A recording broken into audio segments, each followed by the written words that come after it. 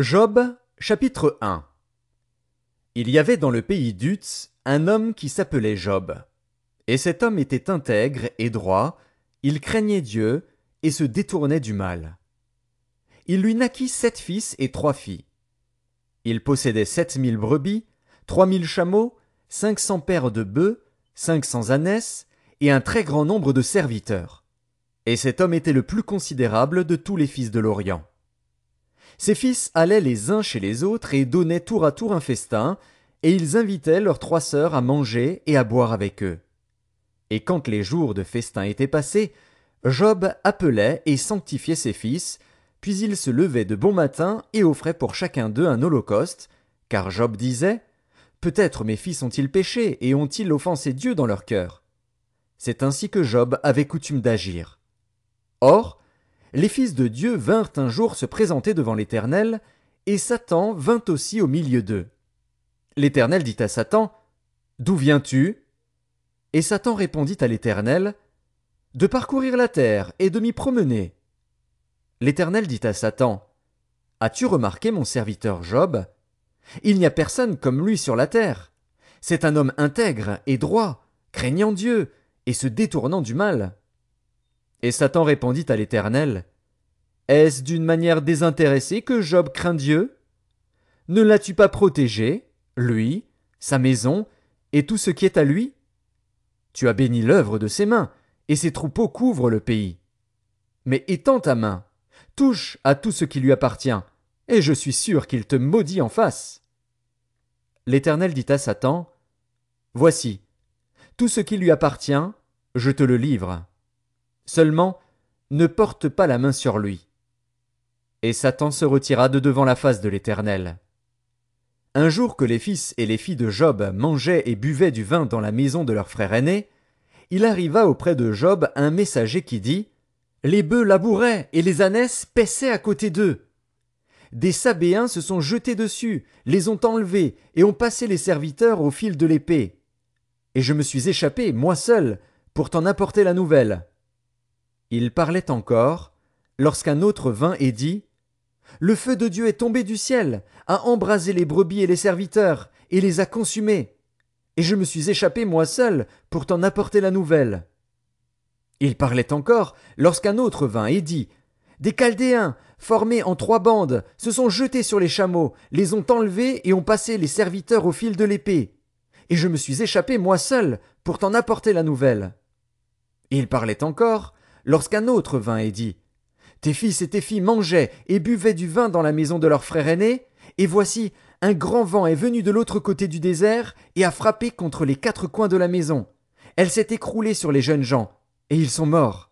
Et je me suis échappé moi seul pour t'en apporter la nouvelle. » Alors Job se leva, déchira son manteau et se rasa la tête. Puis, se jetant par terre, il se prosterna et dit « Je suis sorti nu du sein de ma mère, et nu je retournerai dans le sein de la terre. L'Éternel a donné, et l'Éternel a ôté. Que le nom de l'Éternel soit béni. » En tout cela, Job ne pécha point et n'attribua rien d'injuste à Dieu. Job, chapitre 2. Or, les fils de Dieu vinrent un jour se présenter devant l'Éternel, et Satan vint aussi au milieu d'eux se présenter devant l'Éternel. L'Éternel dit à Satan, « D'où viens-tu » Et Satan répondit à l'Éternel, « De parcourir la terre et de m'y promener. » L'Éternel dit à Satan, « As-tu remarqué mon serviteur Job? Il n'y a personne comme lui sur la terre. C'est un homme intègre et droit, craignant Dieu et se détournant du mal. Il demeure ferme dans son intégrité, et tu m'excites à le perdre sans motif. » Et Satan répondit à l'Éternel, « Peau pour peau. Tout ce que possède un homme, il le donne pour sa vie. Mais étends ta main, touche à ses os et à sa chair, et je suis sûr qu'il te maudit en face. » L'Éternel dit à Satan, « Voici, je te le livre. Seulement, épargne sa vie. » Et Satan se retira de devant la face de l'Éternel. Puis il frappa Job d'un ulcère malin, depuis la plante du pied jusqu'au sommet de la tête. Et Job prit un tesson pour se gratter et s'assit sur la cendre. Sa femme lui dit, « Tu demeures ferme dans ton intégrité. Maudis Dieu et meurs. » Mais Job lui répondit, « Tu parles comme une femme insensée. Quoi? Nous recevons de Dieu le bien, et nous ne recevrions pas aussi le mal? » En tout cela Job ne pécha point par ses lèvres. 3 amis de Job, Éliphaz de Théman, Bildad de Shuar et Tsophar de Naama, apprirent tous les malheurs qui lui étaient arrivés.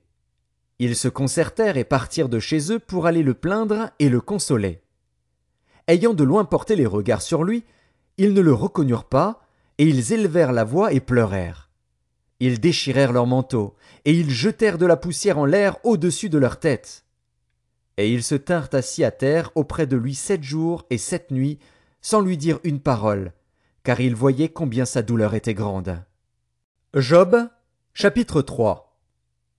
Après cela, Job ouvrit la bouche et maudit le jour de sa naissance. Il prit la parole et dit, « Périsse le jour où je suis né, et la nuit qui dit, « Un enfant mâle est conçu !» Ce jour, qu'il se change en ténèbres, que Dieu n'en ait point souci dans le ciel, et que la lumière ne rayonne plus sur lui. Que l'obscurité et l'ombre de la mort s'en emparent, que des nuées établissent leur demeure au-dessus de lui, et que de noirs phénomènes l'épouvantent. Cette nuit, que les ténèbres en fassent leur proie, qu'elles disparaissent de l'année, qu'elles ne soient plus comptées parmi les mois. Que cette nuit devienne stérile, que l'allégresse en soit bannie. Qu'elle soit maudite par ceux qui maudissent les jours, par ceux qui savent exciter le Léviathan. Que les étoiles de son crépuscule s'obscurcissent, qu'elle attende en vain la lumière, et qu'elle ne voie point les paupières de l'aurore. Car elle n'a pas fermé le sein qui me conçut, ni dérobé la souffrance à mes regards. Pourquoi ne suis-je pas mort dans le ventre de ma mère? Pourquoi n'ai-je pas expiré au sortir de ses entrailles? Pourquoi ai-je trouvé des genoux pour me recevoir, et des mamelles pour m'allaiter? Je serai couché maintenant, je serai tranquille, je dormirai, je reposerai, avec les rois et les grands de la terre qui se bâtirent des mausolées, avec les princes qui avaient de l'or et qui remplirent d'argent leurs demeures. Où je n'existerai pas, je serai comme un avorton caché, comme des enfants qui n'ont pas vu la lumière. Là ne s'agitent plus les méchants, et là se reposent ceux qui sont fatigués et sans force. Les captifs sont tous en paix, ils n'entendent pas la voix de l'oppresseur. Le petit et le grand sont là, et l'esclave n'est plus soumis à son maître. Pourquoi donne-t-il la lumière à celui qui souffre, et la vie à ceux qui ont l'amertume dans l'âme, qui espèrent en vain la mort, et qui la convoitent plus qu'un trésor, qui seraient transportés de joie et saisis d'allégresse s'ils trouvaient le tombeau? À l'homme qui ne sait où aller, et que Dieu cerne de toutes parts. Mes soupirs sont ma nourriture, et mes cris se répandent comme l'eau. Ce que je crains, c'est ce qui m'arrive. Ce que je redoute, c'est ce qui m'atteint. Je n'ai ni tranquillité, ni paix, ni repos, et le trouble s'est emparé de moi. Job, chapitre 4. Éliphaz de Théman prit la parole et dit, « Si nous osons ouvrir la bouche, en seras-tu peiné? Mais qui pourrait garder le silence? Voici, tu as souvent enseigné les autres, tu as fortifié les mains languissantes, tes paroles ont relevé ceux qui chancelaient, tu as affermi les genoux qui pliaient. Et maintenant qu'il s'agit de toi, tu faiblis. Maintenant que tu es atteint, tu te troubles. Ta crainte de Dieu n'est-elle pas ton soutien? Ton espérance, n'est-ce pas ton intégrité? Cherche dans ton souvenir. Quel est l'innocent qui a péri? Quels sont les justes qui ont été exterminés? Pour moi, je l'ai vu, ceux qui labourent l'iniquité et qui sèment l'injustice en moissonnent les fruits. Ils périssent par le souffle de Dieu, ils sont consumés par le vent de sa colère, le rugissement des lions prend fin, les dents des lionceaux sont brisées, le lion périt faute de proie, et les petits de la lionne se dispersent. Une parole est arrivée furtivement jusqu'à moi, et mon oreille en a recueilli les sons légers. Au moment où les visions de la nuit agitent la pensée, quand les hommes sont livrés à un profond sommeil, je fus saisi de frayeur et d'épouvante, et tous mes os tremblèrent. Un esprit passa près de moi. Tous mes cheveux se hérissèrent. Une figure d'un aspect inconnu était devant mes yeux, et j'entendis une voix qui murmurait doucement « L'homme serait-il juste devant Dieu? Serait-il pur devant celui qui l'a fait? Si Dieu n'a pas confiance en ses serviteurs, s'il trouve de la folie chez ses anges, combien plus chez ceux qui habitent des maisons d'argile, qui tirent leur origine de la poussière et qui peuvent être écrasés comme un vermisseau. Du matin au soir ils sont brisés, ils périssent pour toujours, et nul n'y prend garde. Le fil de leur vie est coupé, ils meurent, et ils n'ont pas acquis la sagesse. Job, chapitre 5. Crie maintenant, qui te répondra? Auquel des saints t'adresseras-tu? L'insensé périt dans sa colère, le fou meurt dans ses emportements. J'ai vu l'insensé prendre racine, puis soudain j'ai maudit sa demeure.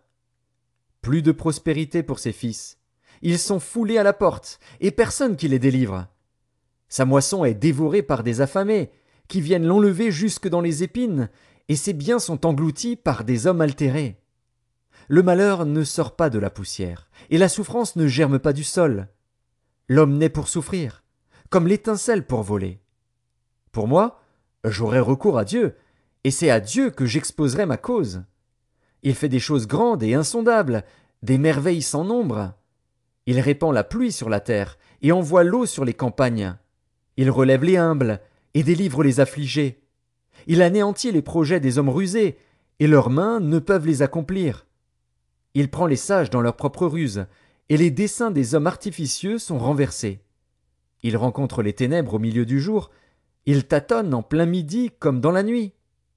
Ainsi Dieu protège le faible contre leurs menaces, et le sauve de la main des puissants.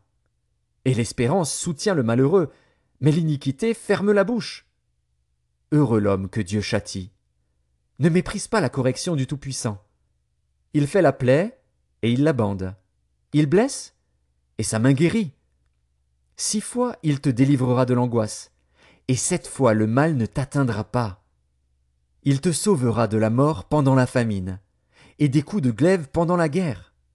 Tu seras à l'abri du fléau de la langue, tu seras sans crainte quand viendra la dévastation. Tu te riras de la dévastation comme de la famine, et tu n'auras pas à redouter les bêtes de la terre. Car tu feras alliance avec les pierres des champs, et les bêtes de la terre seront en paix avec toi. Tu jouiras du bonheur sous ta tente. Tu retrouveras tes troupeaux complets. Tu verras ta postérité s'accroître, et tes rejetons se multiplier comme l'herbe des champs. Tu entreras au sépulcre dans la vieillesse, comme on emporte une gerbe en son temps. Voilà ce que nous avons reconnu. Voilà ce qui est. À toi d'entendre et de mettre à profit. Job, chapitre 6. Job prit la parole et dit: Oh, s'il était possible de peser ma douleur, et si toutes mes calamités étaient sur la balance, elles seraient plus pesantes que le sable de la mer. Voilà pourquoi mes paroles vont jusqu'à la folie. Car les flèches du Tout-Puissant m'ont percé, et mon âme en suce le venin. Les terreurs de Dieu se rangent en bataille contre moi. L'âne sauvage crie-t-il auprès de l'herbe tendre? Le bœuf mugit-il auprès de son fourrage? Peut-on manger ce qui est fade et sans sel? Y a-t-il de la saveur dans le blanc d'un œuf? Ce que je voudrais ne pas toucher, c'est là ma nourriture, si dégoûtante soit-elle. Puisse mon vœu s'accomplir, et Dieu veuille réaliser mon espérance. Qu'il plaise à Dieu de m'écraser, qu'il étende sa main et qu'il m'achève. Il me restera du moins une consolation, une joie dans les maux dont il m'accable. Jamais je n'ai transgressé les ordres du Saint.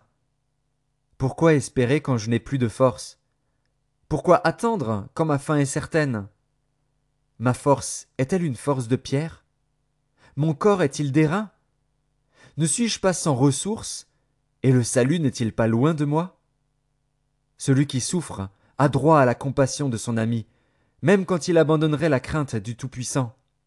Mes frères sont perfides comme un torrent, comme le lit des torrents qui disparaissent. Les glaçons en troublent le cours, la neige s'y précipite. Viennent les chaleurs, et ils tarissent, les feux du soleil, et leur lit demeure à sec. Les caravanes se détournent de leur chemin, s'enfoncent dans le désert, et périssent. Les caravanes de Théma fixent le regard. Les voyageurs de Séba sont pleins d'espoir. Ils sont honteux d'avoir eu confiance. Ils restent confondus quand ils arrivent. Ainsi, vous êtes comme si vous n'existiez pas. Vous voyez mon angoisse, et vous en avez horreur. Vous ai-je dit, Donnez-moi quelque chose, faites en ma faveur des présents avec vos biens, délivrez-moi de la main de l'ennemi, rachetez-moi de la main des méchants.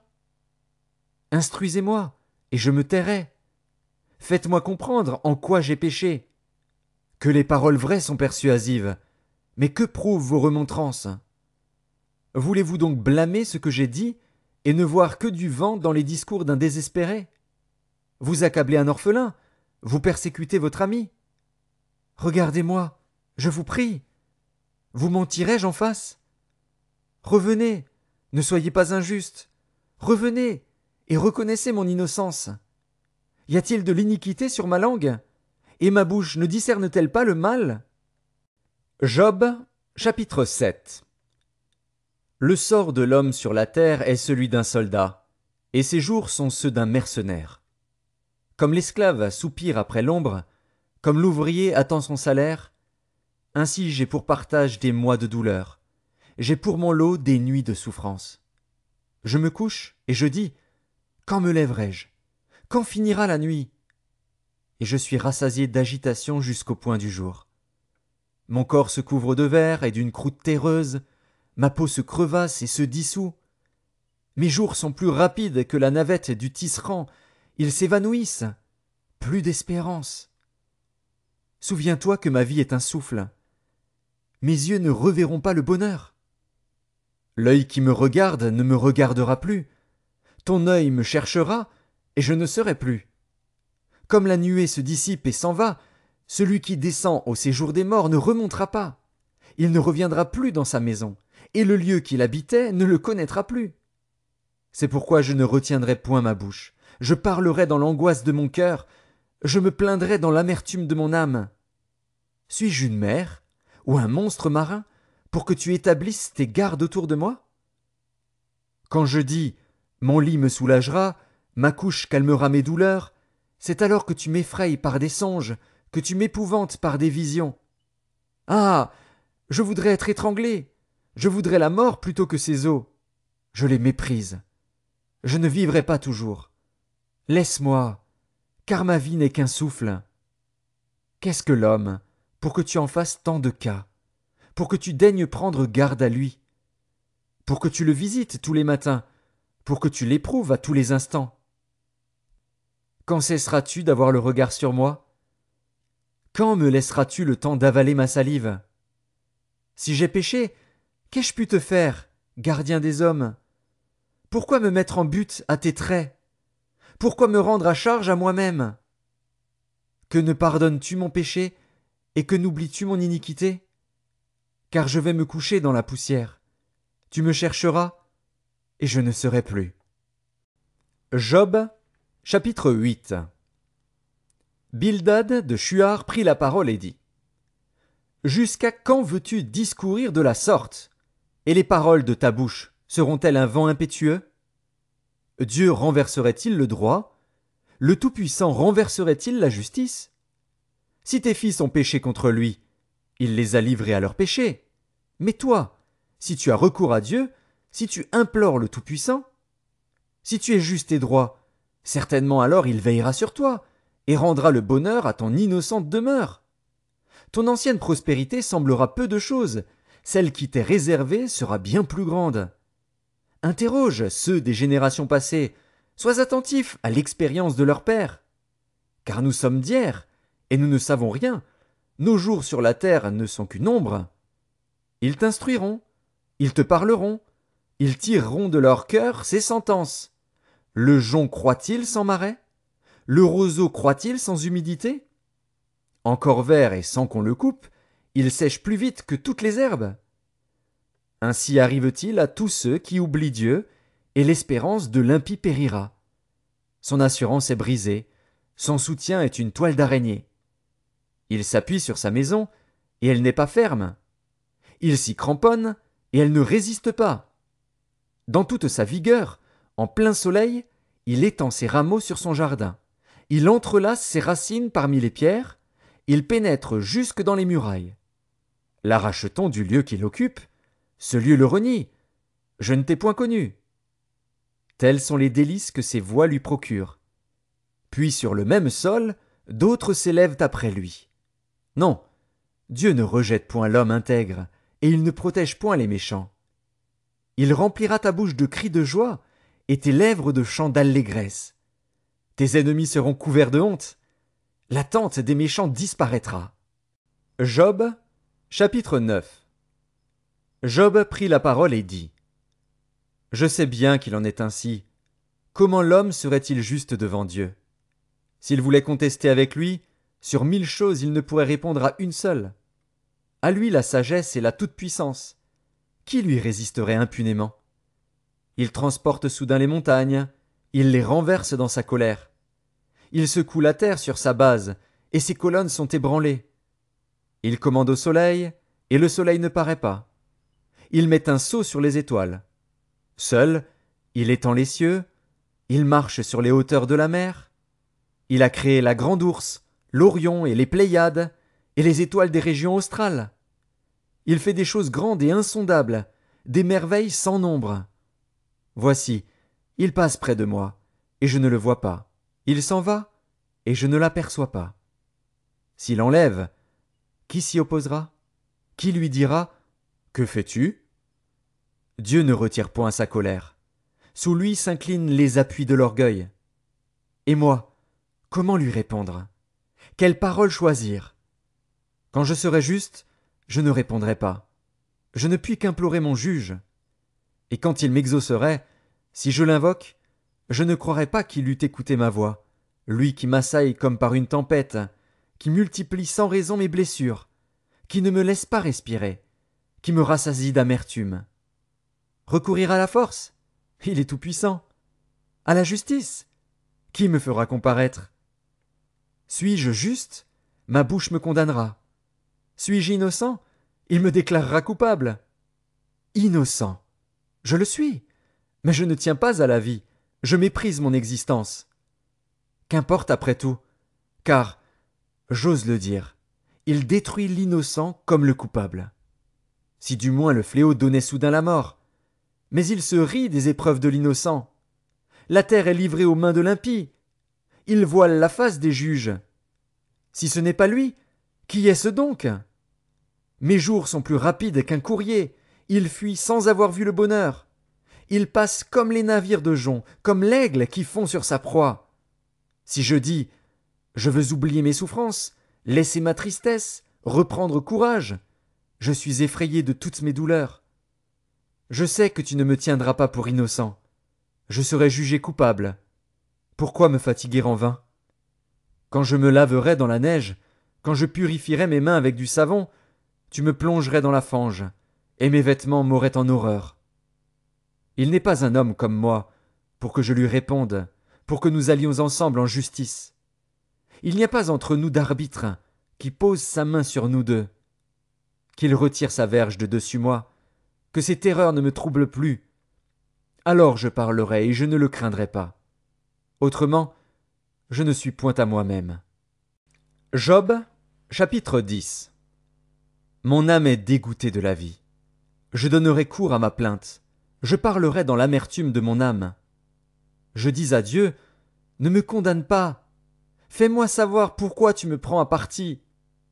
Te paraît-il bien de maltraiter, de repousser l'ouvrage de tes mains, et de faire briller ta faveur sur le conseil des méchants? As-tu des yeux de chair? Vois-tu comme voit un homme? Tes jours sont-ils comme les jours de l'homme, et tes années comme ses années, pour que tu recherches mon iniquité, pour que tu t'enquières de mon péché, sachant bien que je ne suis pas coupable, et que nul ne peut me délivrer de ta main? Tes mains m'ont formé, elles m'ont créé, elles m'ont fait tout entier, et tu me détruirais. Souviens-toi que tu m'as façonné comme de l'argile. Voudrais-tu de nouveau me réduire en poussière? Ne m'as-tu pas coulé comme du lait? Ne m'as-tu pas caillé comme du fromage? Tu m'as revêtu de peau et de chair, tu m'as tissé d'eau et de nerfs. Tu m'as accordé ta grâce avec la vie. Tu m'as conservé par tes soins et sous ta garde. Voici néanmoins ce que tu cachais dans ton cœur. Voici, je le sais, ce que tu as résolu en toi-même. Si je pêche, tu m'observes. Tu ne pardonnes pas mon iniquité. Suis-je coupable? Malheur à moi. Suis-je innocent? Je n'ose lever la tête. rassasié de honte et absorbé dans ma misère. Et si j'ose la lever, tu me poursuis comme un lion, tu me frappes encore par des prodiges. Tu m'opposes de nouveaux témoins, tu multiplies tes fureurs contre moi, tu m'assailles d'une succession de calamités. Pourquoi m'as-tu fait sortir du sein de ma mère? Je serais mort, et aucun œil ne m'aurait vu. Je serais comme si je n'eusse pas existé, et j'aurais passé du ventre de ma mère au sépulcre. Mes jours ne sont-ils pas en petit nombre? Qu'il me laisse, qu'il se retire de moi, et que je respire un peu, avant que je m'en aille, pour ne plus revenir, dans le pays des ténèbres et de l'ombre de la mort, pays d'une obscurité profonde, où règne l'ombre de la mort et la confusion, et où la lumière est semblable aux ténèbres. Job, chapitre 11. Tsophar de Naama prit la parole et dit: Cette multitude de paroles ne trouvera-t-elle point de réponse, et suffira-t-il d'être un discoureur pour avoir raison? Tes vains propos feront-ils taire les gens? Te moqueras-tu, sans que personne te confonde? Tu dis: Ma manière de voir est juste, et je suis pur à tes yeux. Oh! Si Dieu voulait parler, s'il ouvrait les lèvres pour te répondre, et s'il te révélait les secrets de sa sagesse, de son immense sagesse, tu verrais alors qu'il ne te traite pas selon ton iniquité. Prétends-tu sonder les pensées de Dieu, parvenir à la connaissance parfaite du Tout-Puissant? Elle est aussi haute que les cieux. Que feras-tu? Plus profonde que le séjour des morts. Que sauras-tu? La mesure en est plus longue que la terre. Elle est plus large que la mer. S'il passe, s'il saisit, s'il traîne à son tribunal, qui s'y opposera? Car il connaît les vicieux, il voit facilement les coupables. L'homme, au contraire, a l'intelligence d'un fou, il est né comme le petit d'un âne sauvage. Pour toi, dirige ton cœur vers Dieu, étends vers lui tes mains. Éloigne-toi de l'iniquité, et ne laisse pas habiter l'injustice sous ta tente. Alors tu lèveras ton front sans tache, tu seras ferme et sans crainte. Tu oublieras tes souffrances, tu t'en souviendras comme des eaux écoulées. Tes jours auront plus d'éclat que le soleil à son midi, tes ténèbres seront comme la lumière du matin. Tu seras plein de confiance, et ton attente ne sera plus vaine. Tu regarderas autour de toi, et tu reposeras en sûreté. Tu te coucheras sans que personne ne trouble, et plusieurs caresseront ton visage. Mais les yeux des méchants seront consumés. Pour eux, point de refuge. La mort. Voilà leur espérance. Job, chapitre 12. Job prit la parole et dit: On dirait, en vérité, que le genre humain c'est vous, et qu'avec vous doit mourir la sagesse. J'ai tout aussi bien que vous de l'intelligence, moi. Je ne vous suis point inférieur. Et qui ne sait les choses que vous dites? Je suis pour mes amis un objet de raillerie, quand j'implore le secours de Dieu. Le juste, l'innocent, un objet de raillerie. Au malheur le mépris. C'est la devise des heureux. À celui dont le pied chancelle est réservé le mépris. Il y a paix sous la tente des pillards, sécurité pour ceux qui offensent Dieu, pour quiconque se fait un Dieu de sa force. Interroge les bêtes, elles t'instruiront. Les oiseaux du ciel, ils te l'apprendront. Parle à la terre, elle t'instruira, et les poissons de la mer te le raconteront. Qui ne reconnaît chez eux la preuve que la main de l'Éternel a fait toutes choses? Il tient dans sa main l'âme de tout ce qui vit, le souffle de toute chair d'homme. L'oreille ne discerne-t-elle pas les paroles, comme le palais savoure les aliments? Dans les vieillards se trouve la sagesse, et dans une longue vie l'intelligence. En Dieu réside la sagesse et la puissance. Le conseil et l'intelligence lui appartiennent. Ce qu'il renverse ne sera point rebâti. Celui qui l'enferme ne sera point délivré. Il retient les eaux et tout se dessèche. Il les lâche et la terre en est dévastée. Il possède la force et la prudence. Il maîtrise celui qui s'égare ou fait égarer les autres. Il emmène captifs les conseillers. Il trouble la raison des juges. Il délie la ceinture des rois. Il met une corde autour de leurs reins. Il emmène captifs les sacrificateurs. Il fait tomber les puissants. Il ôte la parole à ceux qui ont de l'assurance. Il prive de jugement les vieillards. Il verse le mépris sur les grands. Il relâche la ceinture des forts. Il met à découvert ce qui est caché dans les ténèbres. Il produit à la lumière l'ombre de la mort. Il donne de l'accroissement aux nations, et il les anéantit.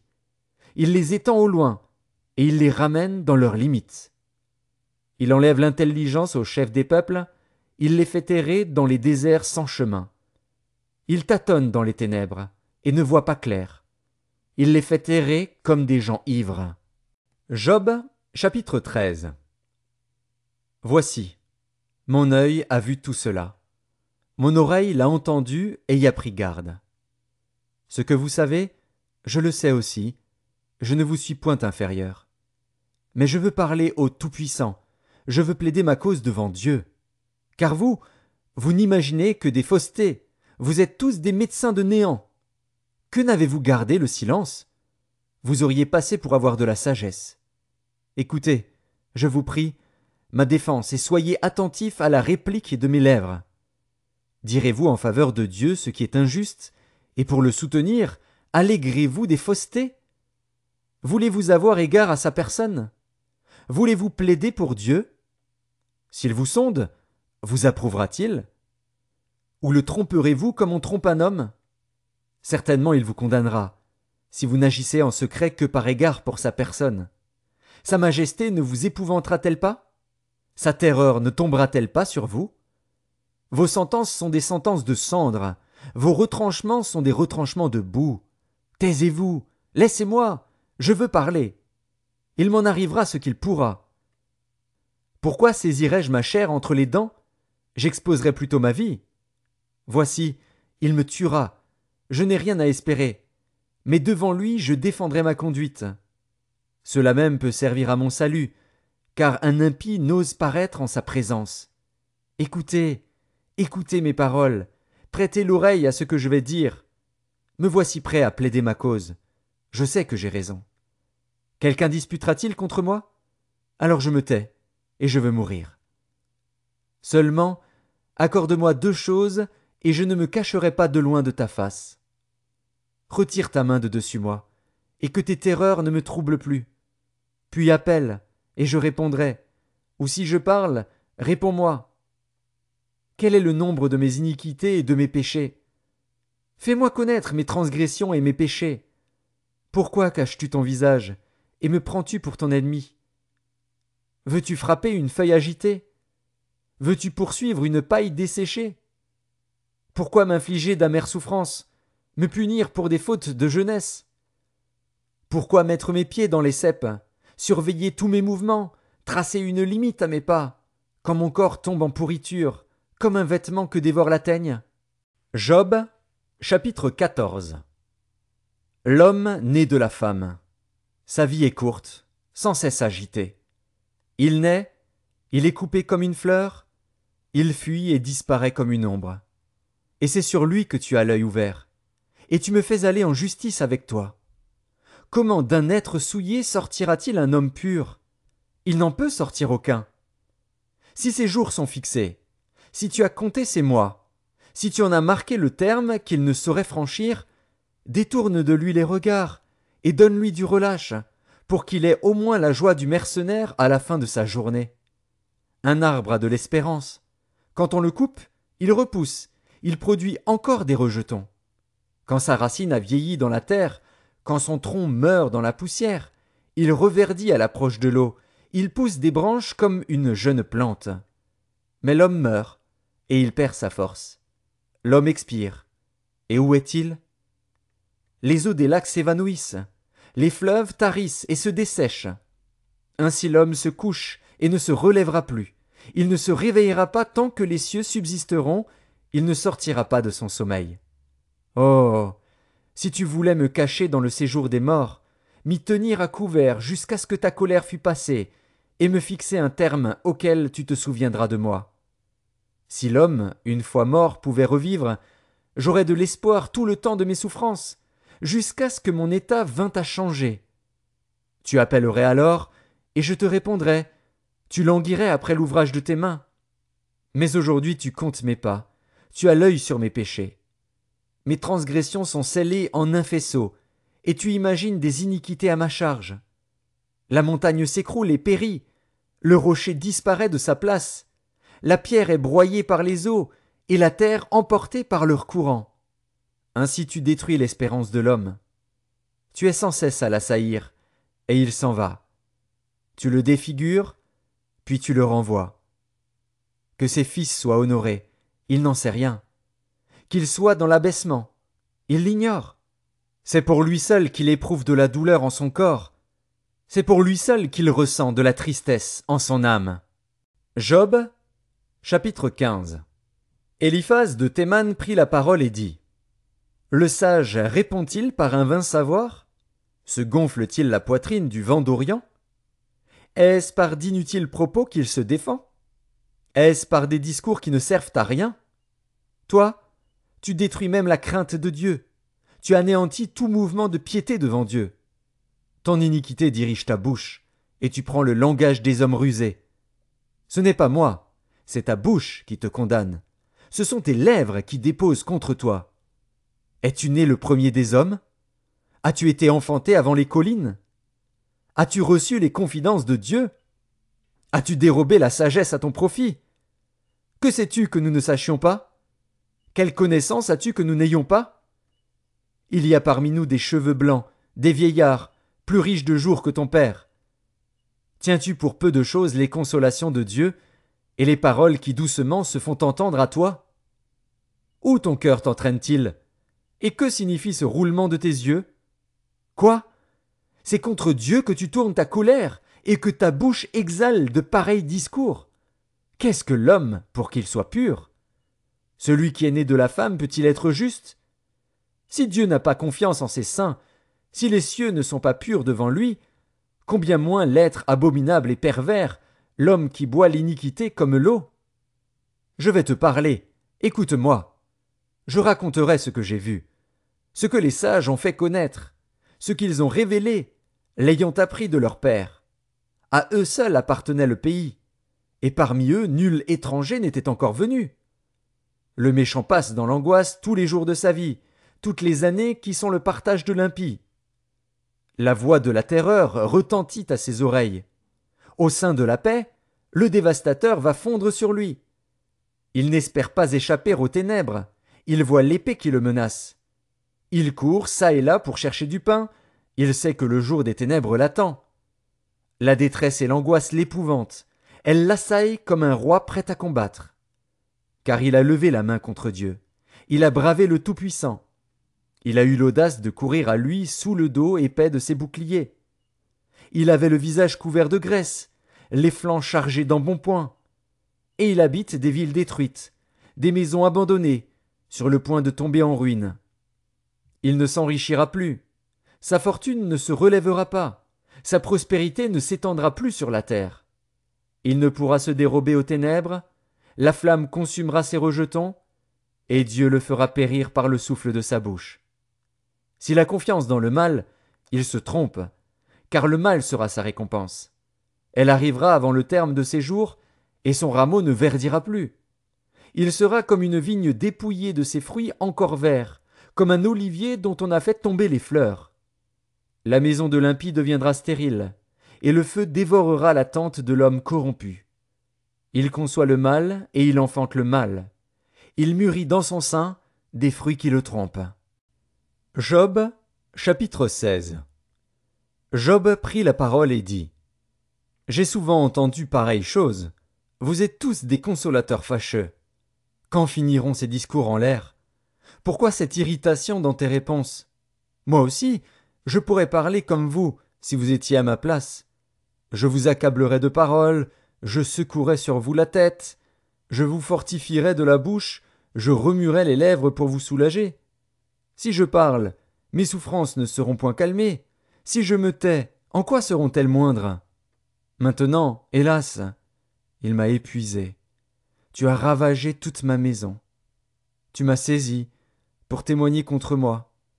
Ma maigreur se lève et m'accuse en face. Il me déchire et me poursuit dans sa fureur. Il grince des dents contre moi. Il m'attaque et me perce de son regard. Ils ouvrent la bouche pour me dévorer. Ils m'insultent et me frappent les joues. Ils s'acharnent tous après moi. Dieu me livre à la merci des impies. Il me précipite entre les mains des méchants.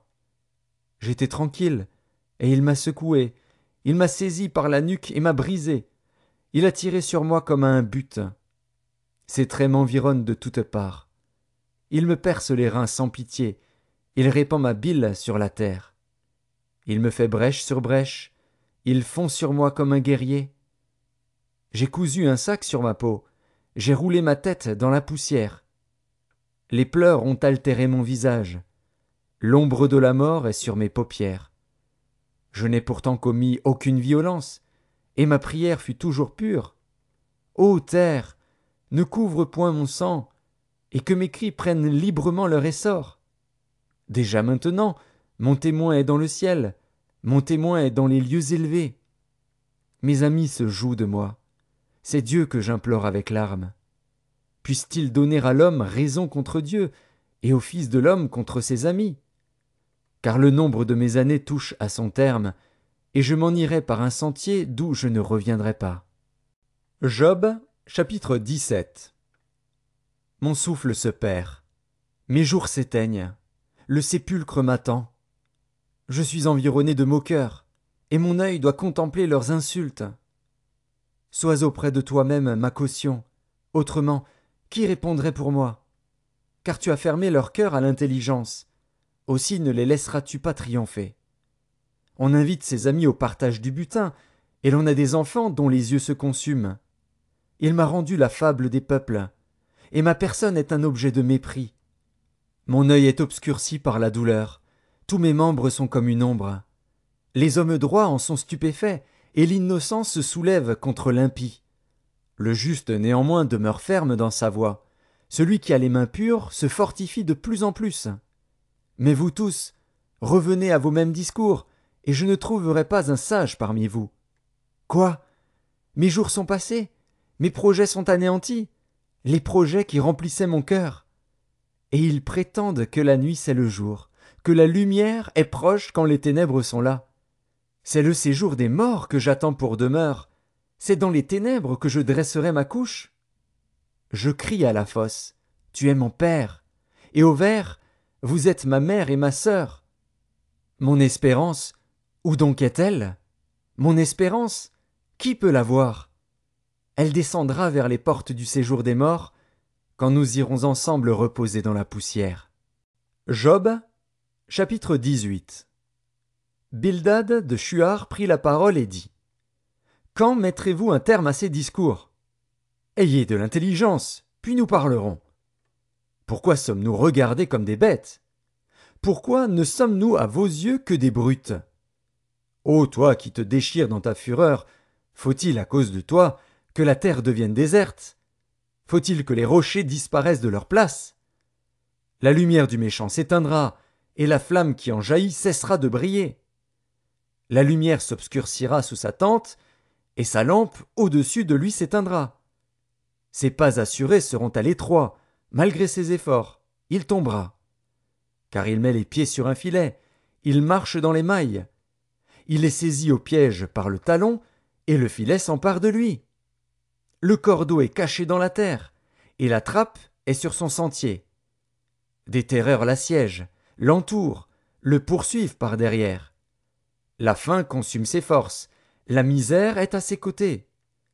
Les parties de sa peau sont l'une après l'autre dévorées, ses membres sont dévorés par le premier-né de la mort.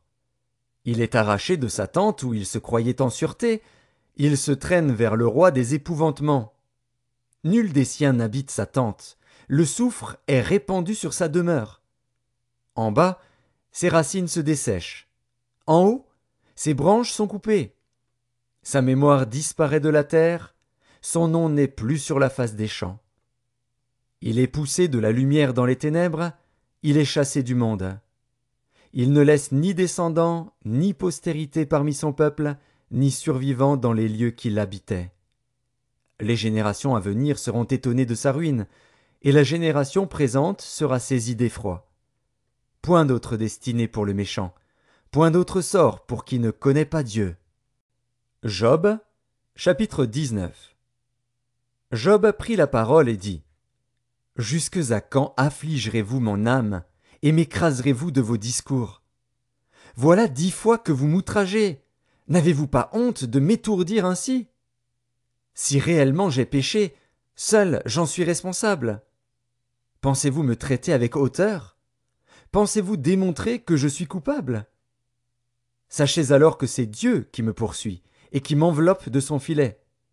Voici, je crie à la violence, et nul ne répond. J'implore justice, et point de justice. Il m'a fermé toute issue, et je ne puis passer. Il a répandu des ténèbres sur mes sentiers. Il m'a dépouillé de ma gloire. Il a enlevé la couronne de ma tête. Il m'a brisé de toutes parts, et je m'en vais. Il a arraché mon espérance comme un arbre. Il s'est enflammé de colère contre moi. Il m'a traité comme l'un de ses ennemis. Ses troupes se sont de concert mises en marche. Elles se sont frayé leur chemin jusqu'à moi. Elles ont campé autour de ma tente. Il a éloigné de moi mes frères, et mes amis se sont détournés de moi. Je suis abandonné de mes proches, je suis oublié de mes intimes. Je suis un étranger pour mes serviteurs et mes servantes, je ne suis plus à leurs yeux qu'un inconnu. J'appelle mon serviteur, et il ne répond pas. Je le supplie de ma bouche, et c'est en vain. Mon humeur est à charge à ma femme, et ma plainte au fils de mes entrailles. Je suis méprisé même par des enfants. Si je me lève, je reçois leurs insultes. Ceux que j'avais pour confidents m'ont en horreur, ceux que j'aimais se sont tournés contre moi. Mes os sont attachés à ma peau et à ma chair, il ne me reste que la peau des dents. Ayez pitié de moi, vous, mes amis, car la main de Dieu m'a frappé. Pourquoi me poursuivre comme Dieu me poursuit? Pourquoi vous montrer insatiable de ma chair? Oh, je voudrais que mes paroles fussent écrites, qu'elles fussent écrites dans un livre. Je voudrais qu'avec un burin de fer et avec du plomb, elles fussent pour toujours gravées dans le roc. Mais je sais que mon Rédempteur est vivant, et qu'il se lèvera le dernier sur la terre. Quand ma peau sera détruite, il se lèvera. Quand je n'aurai plus de chair, je verrai Dieu. Je le verrai, et il me sera favorable. Mes yeux le verront, et non ceux d'un autre. Mon âme languit d'attente au-dedans de moi. Vous direz alors, pourquoi le poursuivions-nous? Car la justice de ma cause sera reconnue. Craignez pour vous le glaive. Les châtiments par le glaive sont terribles. Et sachez qu'il y a un jugement. Job, chapitre 20. Tsophar de Naama prit la parole et dit: Mes pensées me forcent à répondre, et mon agitation ne peut se contenir. J'ai entendu des reproches qui m'outragent. Le souffle de mon intelligence donnera la réplique. Ne sais-tu pas que, de tout temps, depuis que l'homme a été placé sur la terre, le triomphe des méchants a été court, et la joie de l'impie momentanée? Quand il s'élèverait jusqu'aux cieux, et que sa tête toucherait aux nues, il périra pour toujours comme son ordure, et ceux qui le voyaient diront: Où est-il? Il s'envolera comme un songe, et on ne le trouvera plus. Il disparaîtra comme une vision nocturne. L'œil qui le regardait ne le regardera plus. Le lieu qu'il habitait ne l'apercevra plus. Ses fils seront assaillis par les pauvres, et ses mains restitueront ce qu'il a pris par violence. La vigueur de la jeunesse, qui remplissait ses membres, aura sa couche avec lui dans la poussière. Le mal était doux à sa bouche, il le cachait sous sa langue. Il le savourait sans l'abandonner. Il le retenait au milieu de son palais. Mais sa nourriture se transformera dans ses entrailles, elle deviendra dans son corps un venin d'aspic. Il a englouti des richesses, il les vomira. Dieu les chassera de son ventre. Il a sucé du venin d'aspic, la langue de la vipère le tuera. Il ne reposera plus ses regards sur les ruisseaux, sur les torrents, sur les fleuves de miel et de lait. Il rendra ce qu'il a gagné, et n'en profitera plus. Il restituera tout ce qu'il a pris, et n'en jouira plus. Car il a opprimé, délaissé les pauvres, il a ruiné des maisons et ne les a pas rétablies. Son avidité n'a point connu de bornes, mais il ne sauvera pas ce qu'il avait de plus cher. Rien n'échappait à sa voracité, mais son bien-être ne durera pas.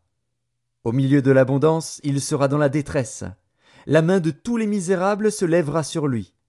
Et voici, Pour lui remplir le ventre, Dieu enverra sur lui le feu de sa colère et le rassasiera par une pluie de traits. S'il échappe aux armes de fer, l'arc d'airain le transpercera. Il arrache de son corps le trait, qui étincelle au sortir de ses entrailles, et il est en proie aux terreurs de la mort. Toutes les calamités sont réservées à ses trésors. Il sera consumé par un feu que n'allumera point l'homme, et ce qui restera dans sa tente en deviendra la pâture. Les cieux dévoileront son iniquité, et la terre s'élèvera contre lui. Les revenus de sa maison seront emportés, ils disparaîtront au jour de la colère de Dieu. Telle est la part que Dieu réserve aux méchants, tel est l'héritage que Dieu lui destine. Job, chapitre 21. Job prit la parole et dit : Écoutez, écoutez mes paroles, donnez-moi seulement cette consolation. Laissez-moi parler, je vous prie. Et, quand j'aurai parlé, tu pourras te moquer. Est-ce contre un homme que se dirige ma plainte ? Et pourquoi mon âme ne serait-elle pas impatiente ?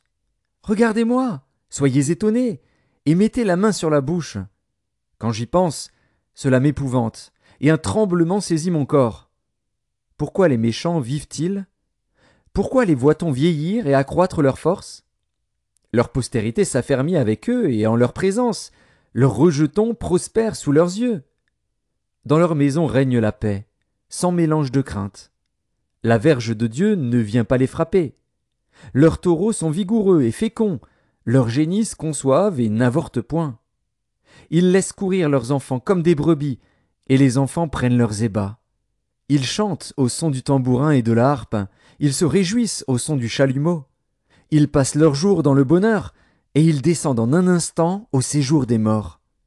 Ils disaient pourtant à Dieu : Retire-toi de nous, nous ne voulons pas connaître tes voies. Qu'est-ce que le Tout-Puissant pour que nous le servions ? Que gagnerions-nous à lui adresser nos prières ? Quoi donc ? Ne sont-ils pas en possession du bonheur ? Loin de moi le conseil des méchants. Mais arrive-t-il souvent que leurs lampes s'éteignent, que la misère fonde sur eux, que Dieu leur distribue leur part dans sa colère, qu'ils soient comme la paille emportée par le vent, comme la balle enlevée par le tourbillon ? Est-ce pour les fils que Dieu réserve le châtiment du Père ? Mais c'est lui que Dieu devrait punir, pour qu'il le sente. C'est lui qui devrait contempler sa propre ruine, c'est lui qui devrait boire la colère du Tout-Puissant. Car, que lui importe sa maison après lui, quand le nombre de ses mois est achevé ? Est-ce à Dieu qu'on donnera de la science, à lui qui gouverne les esprits célestes ? L'un meurt au sein du bien-être, de la paix et du bonheur, les flancs chargés de graisse et la moelle des os remplis de sève. L'autre meurt, l'amertume dans l'âme, sans avoir joui d'aucun bien. Et tous deux se couchent dans la poussière, tous deux deviennent la pâture des vers. Je sais bien quelles sont vos pensées, quel jugement inique vous portez sur moi. Vous dites : Où est la maison de l'homme puissant ? Où est la tente qu'habitaient les impies ? Mais quoi ? N'avez-vous point interrogé les voyageurs, et voulez-vous méconnaître ce qu'ils prouvent ? Au jour du malheur, le méchant est épargné. Au jour de la colère, il échappe. Qui lui reproche en face sa conduite ? Qui lui rend ce qu'il a fait ? Il est porté dans un sépulcre, et il veille encore sur sa tombe. Les mottes de la vallée lui sont légères, et tous, après lui, suivront la même voie, comme une multitude l'a déjà suivi. Pourquoi donc m'offrir de vaines consolations ? Ce qui reste de vos réponses n'est que perfidie. Job, chapitre 22. Éliphaz de Théman prit la parole et dit : Un homme peut-il être utile à Dieu ? Non, le sage n'est utile qu'à lui-même. Si tu es juste, est-ce à l'avantage du Tout-Puissant ? Si tu es intègre dans tes voies, qui gagne-t-il ? Est-ce par crainte de toi qu'il te châtie, qu'il entre en jugement avec toi ? Ta méchanceté n'est-elle pas grande ? Tes iniquités ne sont-elles pas infinies ? Tu enlevais sans motif des gages à tes frères. Tu privais de leurs vêtements ceux qui étaient nus. Tu ne donnais point d'eau à l'homme altéré. Tu refusais du pain à l'homme affamé. Le pays était au plus fort, et le puissant s'y établissait. Tu renvoyais les veuves avides, les bras des orphelins étaient brisés. C'est pour cela que tu es entouré de pièges, et que la terreur t'a saisi tout à coup. Ne vois-tu donc pas ces ténèbres, ces eaux débordées qui t'envahissent ? Dieu n'est-il pas en haut dans les cieux? Regarde le sommet des étoiles, comme il est élevé. Et tu dis, qu'est-ce que Dieu sait? Peut-il juger à travers l'obscurité? Les nuées l'enveloppent, et il ne voit rien, il ne parcourt que la voûte des cieux. Et quoi? Tu voudrais prendre l'ancienne route qu'ont suivie les hommes d'iniquité? Ils ont été emportés avant le temps. Ils ont eu la durée d'un torrent qui s'écoule. Ils disaient à Dieu, retire-toi de nous. Que peut faire pour nous le Tout-Puissant? Dieu cependant avait rempli de bien leur maison. Loin de moi le conseil des méchants. Les justes, témoins de leur chute, se réjouiront, et l'innocent se moquera d'eux. Voilà nos adversaires anéantis. Voilà leur richesse dévorée par le feu. Attache-toi donc à Dieu, et tu auras la paix. Tu jouiras ainsi du bonheur. Reçois de sa bouche l'instruction, et mets dans ton cœur ses paroles. Tu seras rétabli, si tu reviens au Tout-Puissant, si tu éloignes l'iniquité de ta tente. Jette l'or dans la poussière, l'or d'Ophir parmi les cailloux des torrents. Et le Tout-Puissant sera ton or, ton argent, ta richesse. Alors tu feras du Tout-Puissant tes délices. Tu élèveras vers Dieu ta face. Tu le prieras, et il t'exaucera, et tu accompliras tes vœux. À tes résolutions répondra le succès. Sur tes sentiers brillera la lumière. Vienne l'humiliation. Tu prieras pour ton relèvement. Dieu secourt celui dont le regard est abattu. Il délivrera même le coupable, qui devra son salut à la pureté de tes mains. Job, chapitre 23. Job prit la parole et dit: Maintenant encore ma plainte est une révolte, mais la souffrance étouffe mes soupirs. Oh! Si je savais où le trouver, si je pouvais arriver jusqu'à son trône, je plaiderais ma cause devant lui, je remplirais ma bouche d'arguments, je connaîtrais ce qu'il peut avoir à répondre, je verrais ce qu'il peut avoir à me dire. Emploierait-il toute sa force à me combattre? Ne daignerait-il pas au moins m'écouter? Ce serait un homme droit qui plaiderait avec lui, et je serais pour toujours absous par mon juge. Mais si je vais à l'Orient, il n'y est pas. Si je vais à l'Occident, je ne le trouve pas. Est-il occupé au nord? Je ne puis le voir. Se cache-t-il au midi? Je ne puis le découvrir. Il sait néanmoins quelle voie j'ai suivie, et s'il m'éprouvait, je sortirais pur comme l'or. Mon pied s'est attaché à ses pas. J'ai gardé sa voie, et je ne m'en suis point détourné. Je n'ai pas abandonné les commandements de ses lèvres. J'ai fait plier ma volonté aux paroles de sa bouche. Mais sa résolution est arrêtée. Qui s'y opposera? Ce que son âme désire, il l'exécute. Il accomplira donc ses desseins à mon égard, et il en concevra bien d'autres encore. Voilà pourquoi sa présence m'épouvante. Quand j'y pense, j'ai peur de lui. Dieu a brisé mon courage. Le Tout-Puissant m'a rempli d'effroi. Car ce ne sont pas les ténèbres qui m'anéantissent, ce n'est pas l'obscurité dont je suis couvert. Job, chapitre 24. Pourquoi le Tout-Puissant ne met-il pas des temps en réserve, et pourquoi ceux qui le connaissent ne voient-ils pas ses jours? On déplace les bornes, on vole des troupeaux, et on les fait paître. On enlève l'âne de l'orphelin, on prend pour gage le bœuf de la veuve, on repousse du chemin les indigents, on force tous les malheureux du pays à se cacher. Et voici, comme les ânes sauvages du désert, ils sortent le matin pour chercher de la nourriture, ils n'ont que le désert pour trouver le pain de leurs enfants. Ils coupent le fourrage qui reste dans les champs, ils grappillent dans la vigne de l'impie. Ils passent la nuit dans la nudité, sans vêtements, sans couverture contre le froid. Ils sont percés par la pluie des montagnes, et ils embrassent les rochers comme unique refuge. On arrache l'orphelin à la mamelle, on prend des gages sur le pauvre. Ils vont tout nus, sans vêtements. Ils sont affamés, et ils portent les gerbes. Dans les enclos de l'impie, ils font de l'huile, ils foulent le pressoir, et ils ont soif. Dans les villes s'exhalent les soupirs des mourants, l'âme des blessés jette des cris, et Dieu ne prend pas garde à ces infamies. D'autres sont ennemis de la lumière, ils n'en connaissent pas les voies, ils n'en pratiquent pas les sentiers.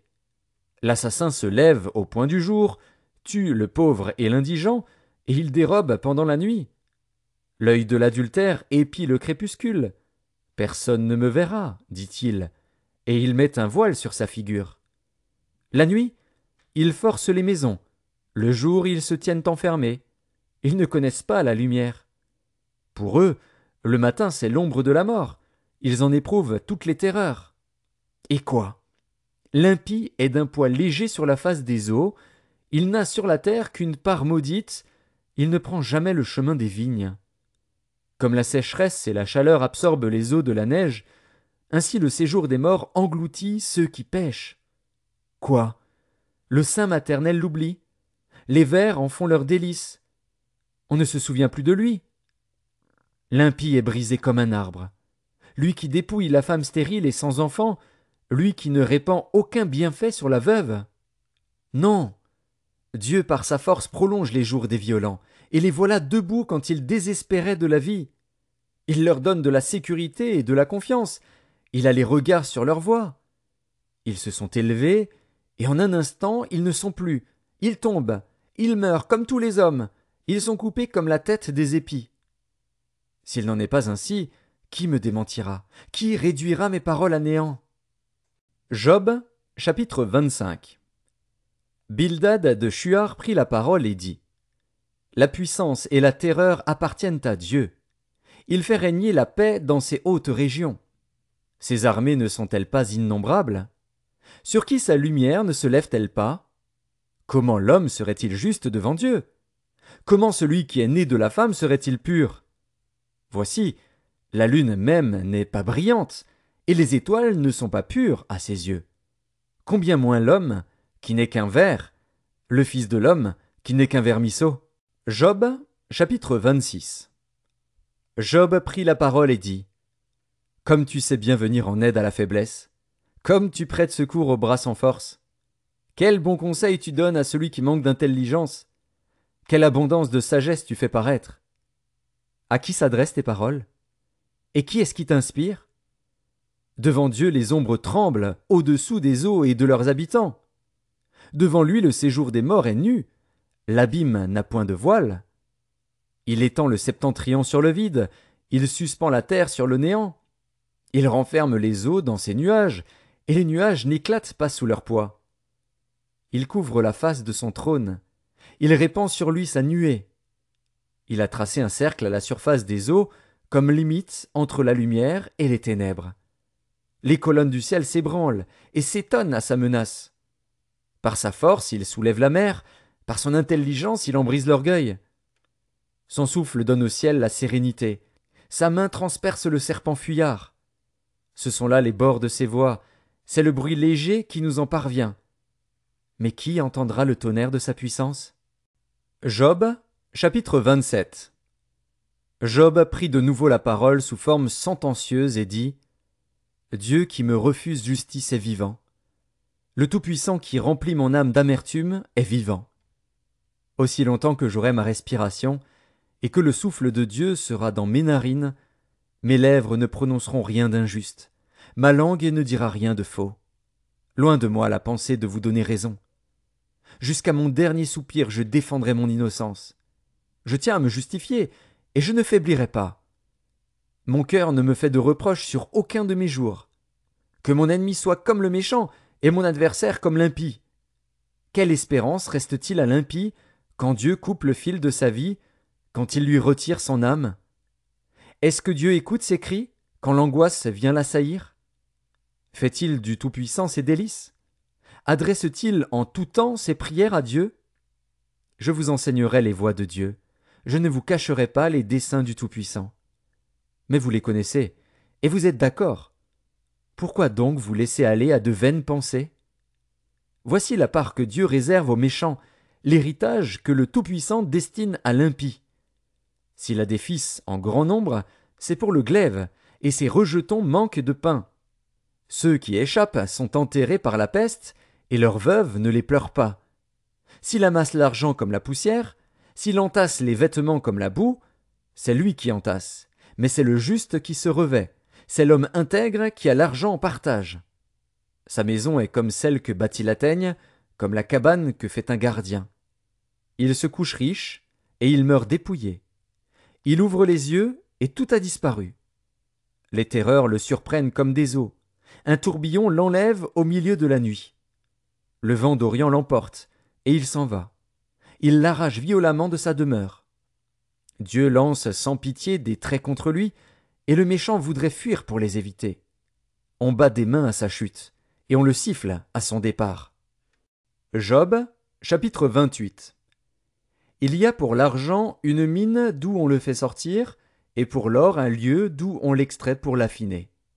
Le fer se tire de la poussière, et la pierre se fond pour produire l'airain. L'homme fait cesser les ténèbres, il explore, jusque dans les endroits les plus profonds, les pierres cachées dans l'obscurité et dans l'ombre de la mort. Il creuse un puits loin des lieux habités, ses pieds ne lui sont plus en aide, et il est suspendu, balancé, loin des humains. La terre, d'où sort le pain, est bouleversée dans ses entrailles comme par le feu. Ces pierres contiennent du saphir, et l'on y trouve de la poudre d'or. L'oiseau de proie n'en connaît pas le sentier, l'œil du vautour ne l'a point aperçu. Les plus fiers animaux ne l'ont point foulé, le lion n'y a jamais passé.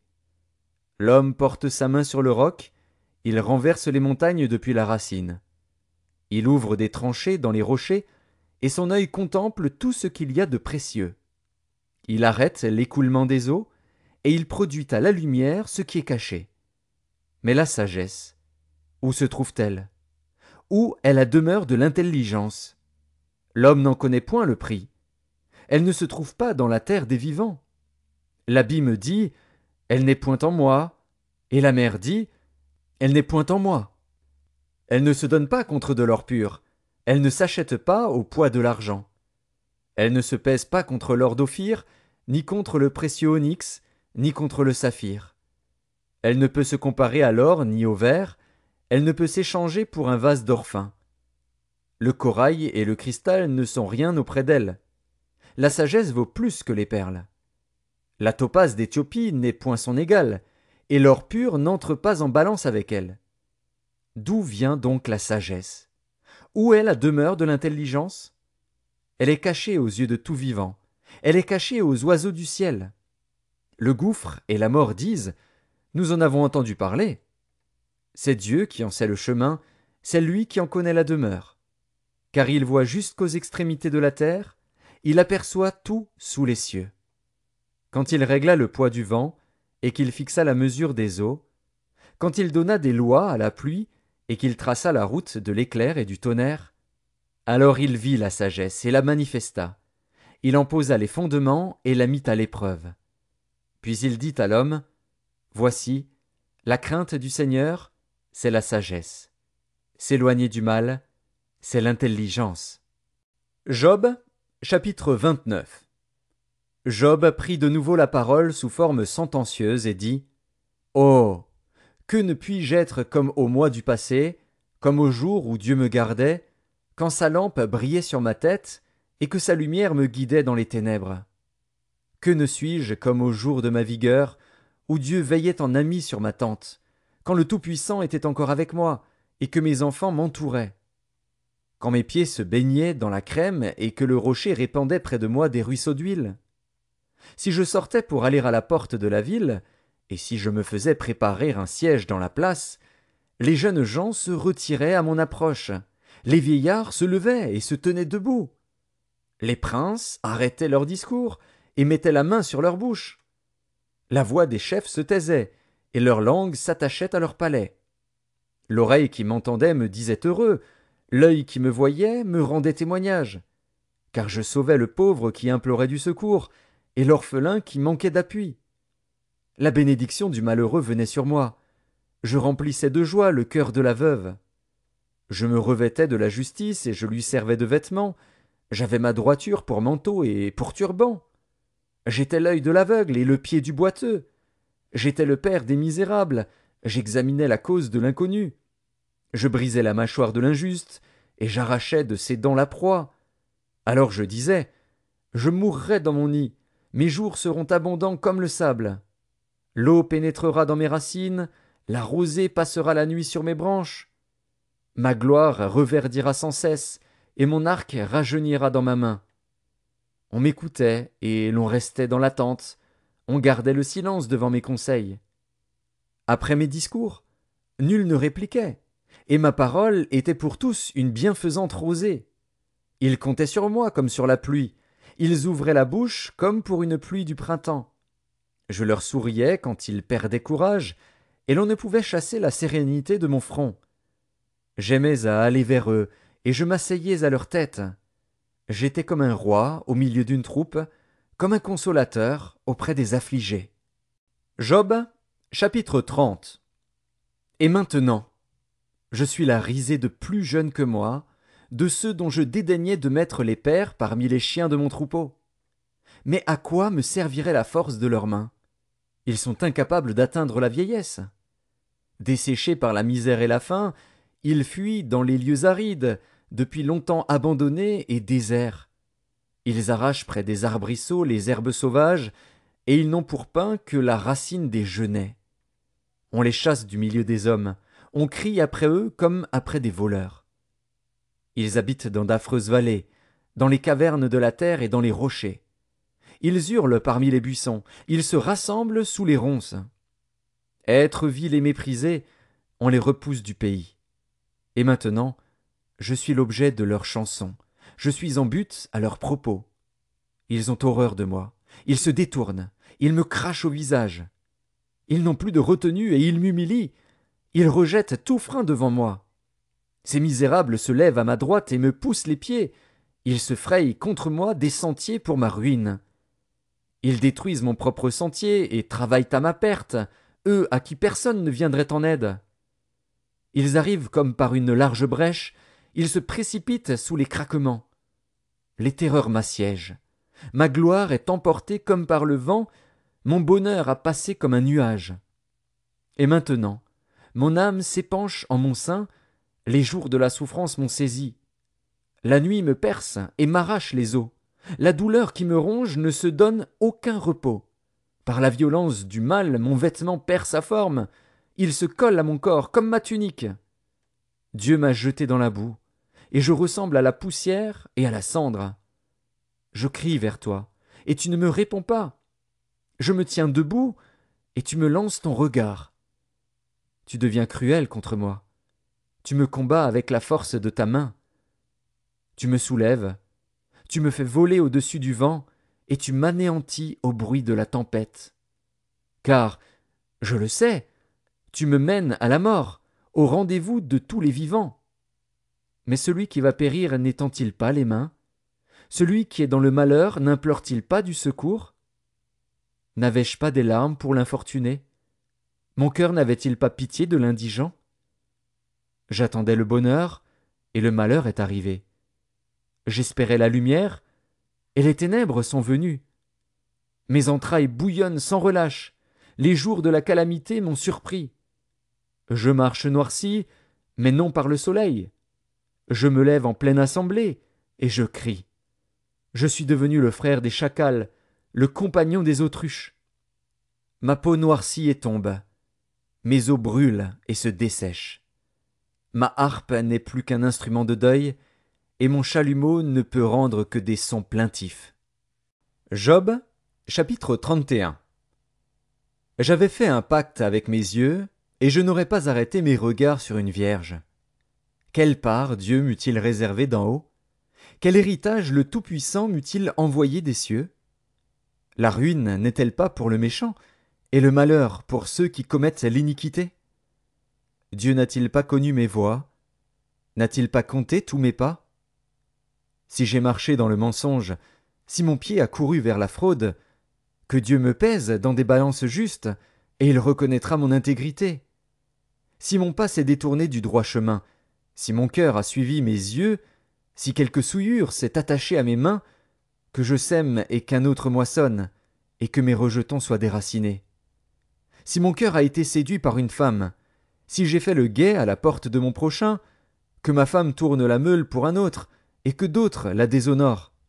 Car c'est un crime, un forfait que punissent les juges.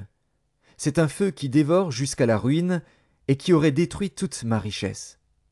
Si j'ai méprisé le droit de mon serviteur ou de ma servante, lorsqu'ils étaient en contestation avec moi, qu'ai-je à faire quand Dieu se lève?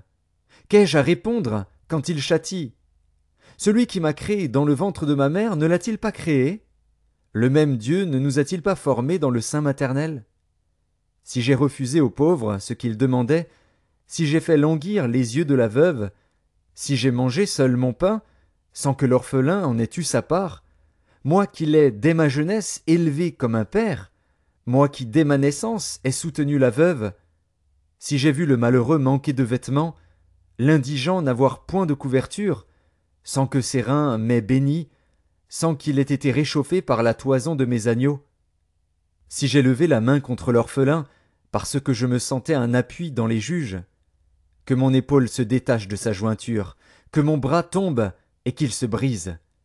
Car les châtiments de Dieu m'épouvantent, et je ne puis rien devant sa majesté. Si j'ai mis dans l'or ma confiance, si j'ai dit alors, tu es mon espoir, si je me suis réjoui de la grandeur de mes biens, de la quantité des richesses que j'avais acquises, si j'ai regardé le soleil quand il brillait, la lune quand elle s'avançait majestueuse, et si mon cœur s'est laissé séduire en secret, si ma main s'est portée sur ma bouche, c'est encore un crime que doivent punir les juges, et j'aurais renié le Dieu d'en haut. Si j'ai été joyeux du malheur de mon ennemi, si j'ai sauté d'allégresse quand les revers l'ont atteint, moi qui n'ai pas permis à ma langue de pécher, de demander sa mort avec imprécation, si les gens de ma tente ne disaient pas « Où est celui qui n'a pas été rassasié de sa viande ?» Si l'étranger passait la nuit dehors, si je n'ouvrais pas ma porte aux voyageurs, si, comme les hommes, j'ai caché mes transgressions et renfermé mes iniquités dans mon sein, parce que j'avais peur de la multitude, parce que je craignais le mépris des familles, me tenant à l'écart et n'osant franchir ma porte, oh, qui me fera trouver quelqu'un qui m'écoute? Voilà ma défense toute signée, que le Tout-Puissant me réponde. Qui me donnera la plainte écrite par mon adversaire? Je porterai son écrit sur mon épaule, je l'attacherai sur mon front comme une couronne. Je lui rendrai compte de tous mes pas, je m'approcherai de lui comme un prince. Si ma terre crie contre moi, et que ses sillons versent des larmes, si j'en ai mangé le produit sans l'avoir payé, et que j'ai attristé l'âme de ses anciens maîtres, qu'il y croisse des épines au lieu de froment, et de l'ivraie au lieu de l'orge. Fin des paroles de Job. Job, chapitre 32. Ces trois hommes cessèrent de répondre à Job parce qu'ils se regardaient comme justes. Alors s'enflamma de colère Élihu, fils de Barakil de Buz, de la famille de Ram. Sa colère s'enflamma contre Job, parce qu'il se disait juste devant Dieu. Et sa colère s'enflamma contre ses trois amis, parce qu'ils ne trouvaient rien à répondre et que néanmoins ils condamnaient Job. Comme ils étaient plus âgés que lui, Élihu avait attendu jusqu'à ce moment pour parler à Job. Mais, voyant qu'il n'y avait plus de réponse dans la bouche de ces trois hommes, Élihu s'enflamma de colère. Et Élihu, fils de Barakil de Buz, prit la parole et dit : Je suis jeune, et vous êtes des vieillards. C'est pourquoi j'ai craint, j'ai redouté de vous faire connaître mon sentiment. Je disais en moi-même : les jours parleront, le grand nombre des années enseignera la sagesse. Mais en réalité, dans l'homme, c'est l'esprit, le souffle du Tout-Puissant, qui donne l'intelligence. Ce n'est pas l'âge qui procure la sagesse, ce n'est pas la vieillesse qui rend capable de juger. Voilà pourquoi je dis : écoute, moi aussi j'exposerai ma pensée. J'ai attendu la fin de vos discours, j'ai suivi vos raisonnements, votre examen des paroles de Job. Je vous ai donné toute mon attention. Et voici, aucun de vous ne l'a convaincu, aucun n'a réfuté ses paroles. Ne dites pas cependant, en lui nous avons trouvé la sagesse. C'est Dieu qui peut le confondre, ce n'est pas un homme. Il ne s'est pas adressé directement à moi. Aussi, lui répondrai-je tout autrement que vous. Ils ont peur, ils ne répondent plus. Ils ont la parole coupée. J'ai attendu qu'ils eussent fini leur discours, qu'ils s'arrêtassent et ne sussent que répliquer. À mon tour, je veux répondre aussi, je veux dire aussi ce que je pense. Car je suis plein de paroles. L'esprit me presse au-dedans de moi. Mon intérieur est comme un vin qui n'a pas d'issue, comme des outres neuves qui vont éclater. Je parlerai pour respirer à l'aise. J'ouvrirai mes lèvres et je répondrai. Je n'aurai point égard à l'apparence et je ne flatterai personne. Car je ne sais pas flatter. Mon Créateur m'enlèverait bien vite. Job, Chapitre 33. Maintenant donc, Job, écoute mes discours, prête l'oreille à toutes mes paroles. Voici, j'ouvre la bouche, ma langue se remue dans mon palais. C'est avec droiture de cœur que je vais parler, c'est la vérité pure qu'exprimeront mes lèvres. L'Esprit de Dieu m'a créé, et le souffle du Tout-Puissant m'anime. Si tu le peux, réponds-moi, défends ta cause, tiens-toi prêt. Devant Dieu je suis ton semblable, j'ai été comme toi formé de la boue. Ainsi mes terreurs ne te troubleront pas, et mon poids ne saurait t'accabler. Mais tu as dit à mes oreilles, et j'ai entendu le son de tes paroles. Je suis pur, je suis sans péché, je suis net, il n'y a point en moi d'iniquité. Et Dieu trouve contre moi des motifs de haine, il me traite comme son ennemi. Il met mes pieds dans les ceps, il surveille tous mes mouvements. Je te répondrai qu'en cela tu n'as pas raison, car Dieu est plus grand que l'homme. Veux-tu donc disputer avec lui, parce qu'il ne rend aucun compte de ses actes? Dieu parle cependant, tantôt d'une manière, tantôt d'une autre, et l'on n'y prend point garde. Il parle par des songes, par des visions nocturnes, quand les hommes sont livrés à un profond sommeil, quand ils sont endormis sur leur couche. Alors il leur donne des avertissements et met le sceau à ses instructions, afin de détourner l'homme du mal et de le préserver de l'orgueil, afin de garantir son âme de la fosse et sa vie des coups du glaive. Par la douleur aussi l'homme est repris sur sa couche, quand une lutte continue vient agiter ses os. Alors il prend en dégoût le pain, même les aliments les plus exquis. Sa chair se consume et disparaît, ses os qu'on ne voyait pas sont mis à nu. Son âme s'approche de la fosse, et sa vie des messagers de la mort. Mais s'il se trouve pour lui un ange intercesseur, un d'entre les 1000 qui annonce à l'homme la voie qu'il doit suivre, Dieu a compassion de lui et dit à l'ange, « Délivre-le, afin qu'il ne descende pas dans la fosse. » J'ai trouvé une rançon. Et sa chair a plus de fraîcheur qu'au premier âge. Il revient au jour de sa jeunesse. Il adresse à Dieu sa prière, et Dieu lui est propice, lui laisse voir sa face avec joie, et lui rend son innocence. Il chante devant les hommes et dit, « J'ai péché, j'ai violé la justice, et je n'ai pas été puni comme je le méritais. Dieu a délivré mon âme pour qu'elle n'entrât pas dans la fosse, et ma vie s'épanouit à la lumière. » Voilà tout ce que Dieu fait, 2 fois, 3 fois, avec l'homme, pour ramener son âme de la fosse, pour l'éclairer de la lumière des vivants. Sois attentif, Job, écoute-moi, tais-toi, et je parlerai. Si tu as quelque chose à dire, réponds-moi, parle, car je voudrais te donner raison. Si tu n'as rien à dire, écoute-moi, tais-toi, et je t'enseignerai la sagesse. Job, chapitre 34. Élihu reprit et dit, « Sages, écoutez mes discours. Vous qui êtes intelligents, prêtez-moi l'oreille. Car l'oreille discerne les paroles, comme le palais savoure les aliments. Choisissons ce qui est juste, voyons entre nous ce qui est bon. » Job dit, « Je suis innocent, et Dieu me refuse justice. J'ai raison, et je passe pour menteur. Ma plaie est douloureuse, et je suis sans péché. Y a-t-il un homme semblable à Job, buvant la raillerie comme l'eau, marchant en société de ceux qui font le mal, cheminant de pair avec les impies? Car il a dit, « Il est inutile à l'homme de mettre son plaisir en Dieu. » Écoutez-moi donc, hommes de sens. Loin de Dieu l'injustice, loin du Tout-Puissant l'iniquité. Il rend à l'homme selon ses œuvres, il rétribue chacun selon ses voies. Non, certes, Dieu ne commet pas l'iniquité, le Tout-Puissant ne viole pas la justice. Qui l'a chargé de gouverner la terre? Qui a confié l'univers à ses soins? S'il ne pensait qu'à lui-même, s'il retirait à lui son esprit et son souffle, toute chair périrait soudain, et l'homme rentrerait dans la poussière. Si tu as de l'intelligence, écoute ceci, prête l'oreille au son de mes paroles. Un ennemi de la justice régnerait-il?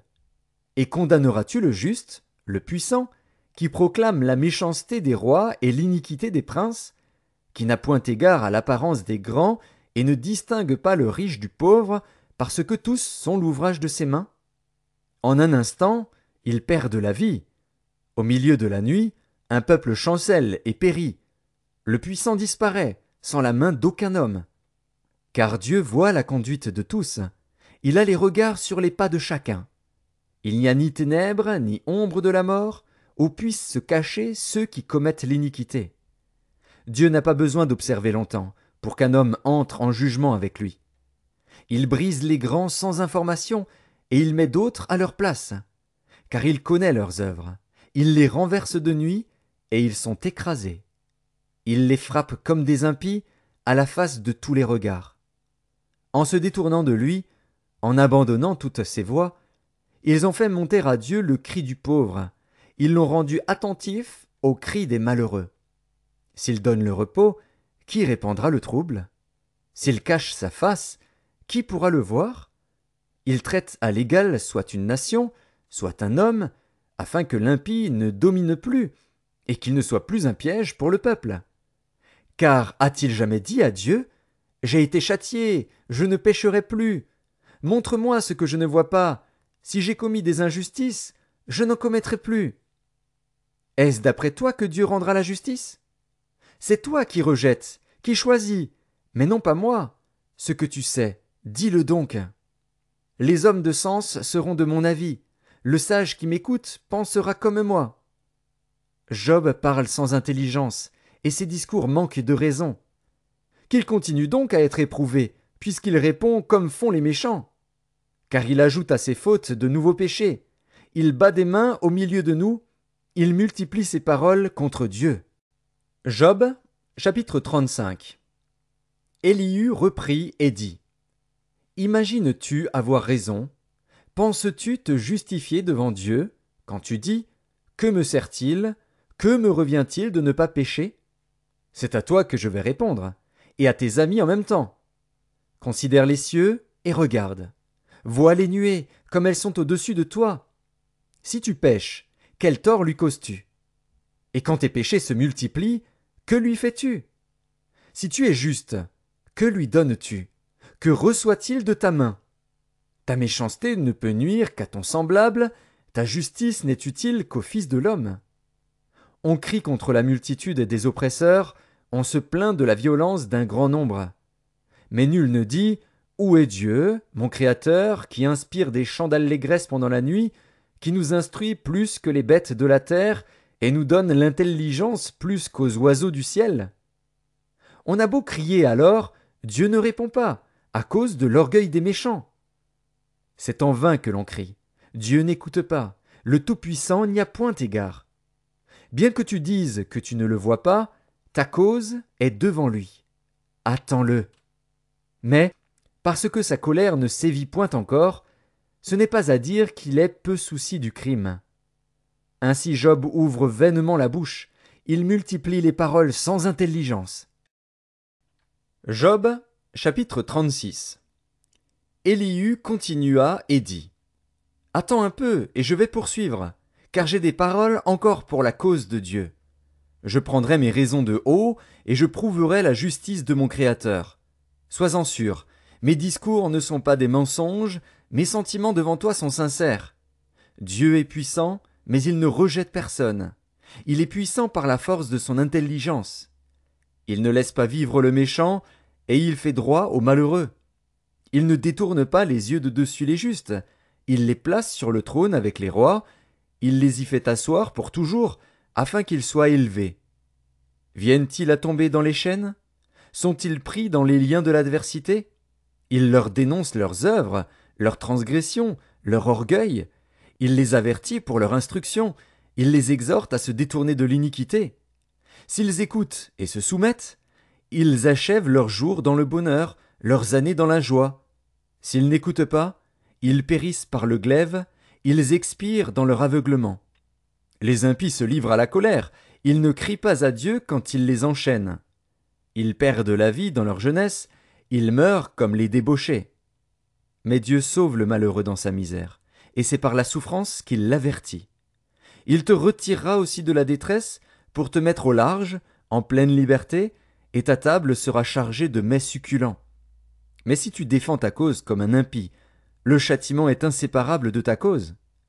Que l'irritation ne t'entraîne pas à la moquerie, et que la grandeur de la rançon ne te fasse pas dévier. Tes cris suffiraient-ils pour te sortir d'angoisse, et même toutes les forces que tu pourrais déployer? ne soupire pas après la nuit, qui enlève les peuples de leur place. Garde-toi de te livrer au mal, car la souffrance t'y dispose. Dieu est grand par sa puissance. Qui saurait enseigner comme lui? Qui lui prescrit ses voies? Qui ose dire « Tu fais mal » ? Souviens-toi d'exalter ses œuvres, que célèbrent tous les hommes. Tout homme les contemple, chacun les voit de loin. Dieu est grand, mais sa grandeur nous échappe. Le nombre de ses années est impénétrable. Il attire à lui les gouttes d'eau, il les réduit en vapeur et forme la pluie. Les nuages la laissent couler, ils la répandent sur la foule des hommes. Et qui comprendra le déchirement de la nuée, le fracas de sa tente? Voici, il étend autour de lui sa lumière, et il se cache jusque dans les profondeurs de la mer. Par ses moyens il juge les peuples, et il donne la nourriture avec abondance. Il prend la lumière dans sa main, il la dirige sur ses adversaires. Il s'annonce par un grondement. Les troupeaux pressentent son approche. Job, chapitre 37. Mon cœur est tout tremblant, il bondit hors de sa place. Écoutez, écoutez le frémissement de sa voix, le grondement qui sort de sa bouche. Il le fait rouler dans toute l'étendue des cieux, et son éclair brille jusqu'aux extrémités de la terre. Puis éclate un rugissement. Il tonne de sa voix majestueuse. Il ne retient plus l'éclair, dès que sa voix retentit. Dieu tonne avec sa voix d'une manière merveilleuse. Il fait de grandes choses que nous ne comprenons pas. Il dit à la neige, « Tombe sur la terre ». Il le dit à la pluie, même aux plus fortes pluies. Il met un sceau sur la main de tous les hommes, afin que tous se reconnaissent comme ses créatures. L'animal sauvage se retire dans une caverne et se couche dans sa tanière. L'ouragan vient du midi, et le froid des vents du nord. Par son souffle, Dieu produit la glace. Il réduit l'espace où se répandaient les eaux. Il charge de vapeur les nuages, il les disperse étincelants. Leurs évolutions varient selon ses desseins, pour l'accomplissement de tout ce qu'il leur ordonne, sur la face de la terre habitée. C'est comme une verge dont il frappe sa terre, ou comme un signe de son amour, qu'il les fait apparaître. Job, sois attentif à ces choses. Considère encore les merveilles de Dieu. Sais-tu comment Dieu les dirige et fait briller son nuage étincelant? Comprends-tu le balancement des nuées, les merveilles de celui dont la science est parfaite? Sais-tu pourquoi tes vêtements sont chauds quand la terre se repose par le vent du midi? Peux-tu, comme lui, étendre les cieux, aussi solides qu'un miroir de fonte? Fais-nous connaître ce que nous devons lui dire. Nous sommes trop ignorants pour nous adresser à lui. Lui annoncera-t-on que je parlerai? Mais quel est l'homme qui désire sa perte? On ne peut fixer le soleil qui resplendit dans les cieux, lorsqu'un vent passe et en ramène la pureté. Le septentrion le rend éclatant comme l'or. Oh, que la majesté de Dieu est redoutable! Nous ne saurions parvenir jusqu'au Tout-Puissant, grand par la force, par la justice, par le droit souverain. Il ne répond pas. C'est pourquoi les hommes doivent le craindre. Il ne porte les regards sur aucun sage. Job, chapitre 38. L'Éternel répondit à Job du milieu de la tempête et dit : Qui est celui qui obscurcit mes desseins par des discours sans intelligence? Saint terrain comme un vaillant homme, je t'interrogerai et tu m'instruiras. Où étais-tu quand je fondais la terre? Dis-le, si tu as de l'intelligence. Qui en a fixé les dimensions? Le sais-tu? Ou qui a étendu sur elle le cordeau? Sur quoi ces bases sont-elles appuyées? Ou qui en a posé la pierre angulaire?